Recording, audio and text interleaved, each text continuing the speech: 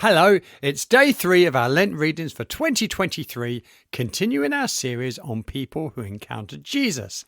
And today, we're not going to look at a person, but of a group of people, and a group that we normally only encounter at Christmas time. Today, we're going to be looking at the Magi.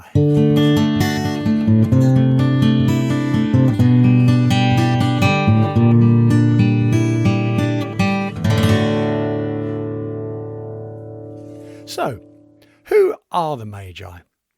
Well, probably the best place to start is reading what's recorded in Matthew's Gospel. Matthew is the only person who records about them, and we find them in chapter 2. So let's start at the beginning of chapter 2 and read about these people. After Jesus was born in Bethlehem in Judea, during the time of King Herod, Magi from the east came to Jerusalem and asked, "Where is the one who has been born King of the Jews? We saw his star when it rose and have come to worship him." When King Herod heard this, he was disturbed, and all Jerusalem with him.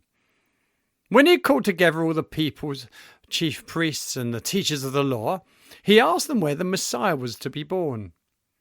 "In Bethlehem in Judea," they replied, "for this is what the prophet has written. But you, Bethlehem, in the land of Judea, are by no means least among the rulers of Judah. For out of you will come a ruler who will shepherd his people Israel."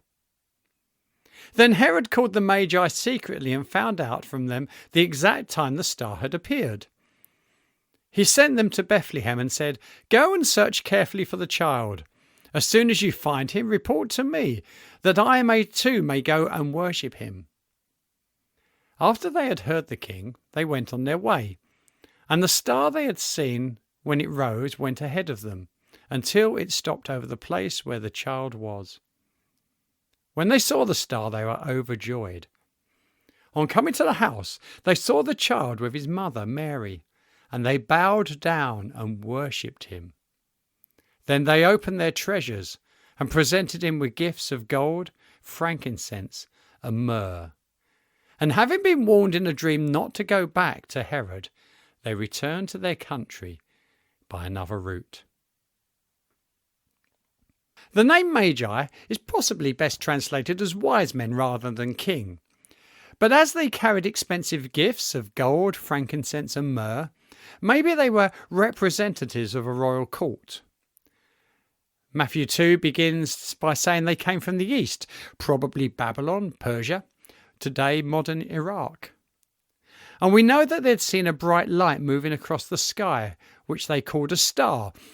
Many have speculated that might be a comet, a supernova, or something else, but they'd seen this and recognized it as a sign that a king, a great ruler, was about to be born. But there are many things about them that we don't know. We don't know how they knew about the Messiah. They were not Jewish, but they seemed to be expecting a Jewish king. We don't know how many they were. Popular culture has 3, but that is only assumed because there were 3 gifts. We don't know if they travelled by camel, as on many Christmas cards. We don't know how long it took. Did they start following when Jesus was born or before Jesus was born? But when Scripture leaves gaps, tradition fills. There are 3 given the names Caspar, Melchior, and Balthazar. They arrived 12 days after Christmas, which is marked by Epiphany Sunday, being the closest Sunday to that date in January. They are later venerated as saints, and if you go to the cathedral in Cologne, Germany, you'll find some bones alleged to be their remains. Maybe. What we can say is that some non-Jewish men from the East bring gifts fit for a king to the infant Jesus, having been led to him by a star, and concluded that this was a sign that the Messiah they had been waiting for is about to be born.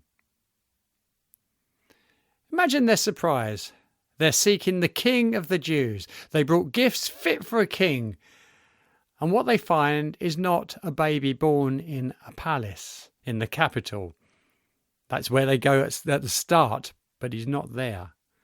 Instead, they find a baby born in an obscure northern town, in a stable, not among servants, but among animals.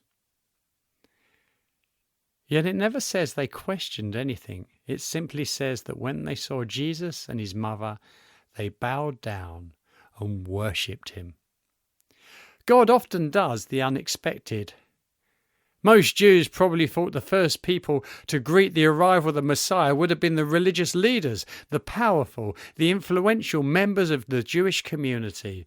Instead, the Messiah is greeted by non-Jewish kings from the east, and in Luke's account, Jewish shepherds who came straight from the fields in their work clothes.